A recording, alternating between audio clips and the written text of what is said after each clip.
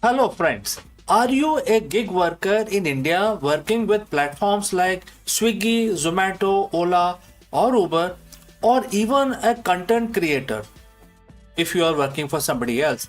This is the most important video you will watch this year. India's new labor codes are finally set for implementation. They contain massive changes for the gig economy. For the first time ever, the law introduced provisions for the welfare of the platform and gig workers, but it comes with a trade off that will directly impact your bank account.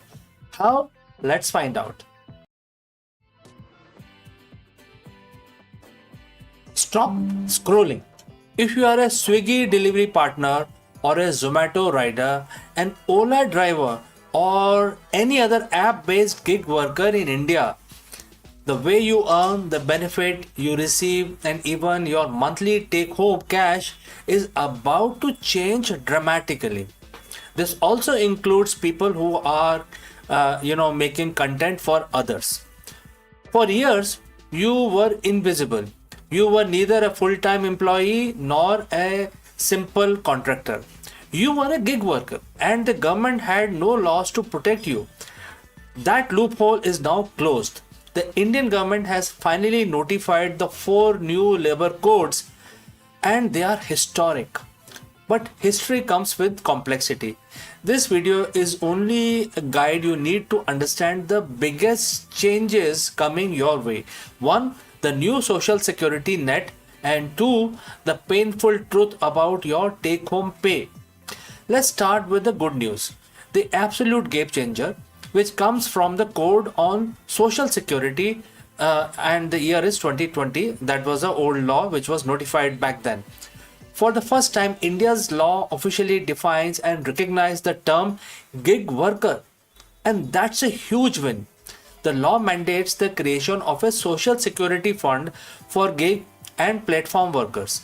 This means you are now eligible for things that were only once for traditional employee available for traditional employees, like provident fund, employee state insurance for medical cover, life and disability cover, and even old age protection. But where does the money for this fund come from? The law places the responsibility squarely on the companies and the aggregators like Swiggy, Zomato, Ola, etc. They must contribute 1 to 2% of their annual turnover to this fund. This contribution is capped at 5% of the total amount they pay to their workers. Here is the genius part.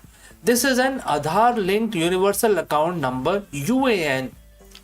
Whether you move from Swiggy to Zomato or from Delhi to Mumbai, your welfare benefits are portable.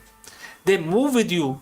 You finally have a safety net that is not dependent on a single company or a location. Now for the fine print.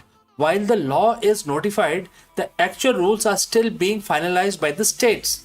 The companies like Zomato and Swiggy have indicated that they are ready to comply, but the analysts predict that the cost, which is billions of rupees for them, will eventually be passed on to the clients. This brings us to the second major change, one that affects every single penny you take home: the Code on Wages 2019. This code introduced a uniform definition of the wages across the country. This is the key benefit of the traditional employees, and one that is likely to influence how gig platforms structure future payout. The law essentially mandates that the basic component of your salary, which is the basic pay, dearness allowance, and retaining allowance, if any, must be at least 50% of your total remuneration, which is also in other words known as CTC. Why is this a problem? Because benefit like provident fund, PF, gratuity are calculated on the basic pay. Historically, companies kept basic pay low and allowances high to reduce their contribution. The new 50% rule forces them to increase the basic pay component. Now, while gig workers are not formal employees, platforms will need to adapt their entire payout structure to comply with the spirit of the law and the new aggregator contribution. If the platform is forced to contribute 1 to 2% from their turnover, they might adjust the base fare or incentives they pay you to compensate for this new mandatory expense. So here is a big trade-off. You gain a robust portable social security net and the legal recognition, but you might see a slight reduction in your immediate take-home earning or per delivery payouts. It's a shift from high case in hand but no protection to low cash in hand but guaranteed welfare and security. Major players like Zomato and Swiggy have publicly stated that they support the reforms. They are already evaluating the exact financial impact. Some analysts estimate that the platform might incur an additional cost of rupees 1.5 to 2.5 per order due to these contributions. This cost could be absorbed, passed on to the customer, or passed back to you in the sense that if you are a gig worker. So what do you need to do right now to be prepared? One, ensure your Aadhaar and bank details are updated on all the apps you work for. The new system relies on this for the UAN. Two, keep a record of your monthly gross earning for the next 3 months and compare it closely once the rules are fully implemented. Three, pay attention to any new deductions labeled welfare fund or social security or any such entry in your payslip on any payment statement that you get from the platform. The new labor codes are not just about the gig economy. They standardize wages for millions, mandate free annual health checkup for many workers, and grant women the right to work night shifts with proper safety protocols. This is India moving towards a formalized, protected workforce, and you are now part of it. The change is coming.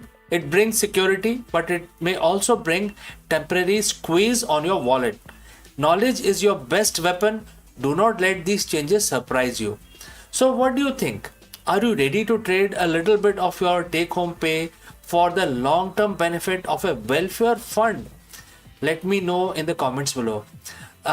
Like this video to help other gig workers see this crucial update, and subscribe for more deep dives analysis on money, law, and future of work in India. Catch you again in the next one.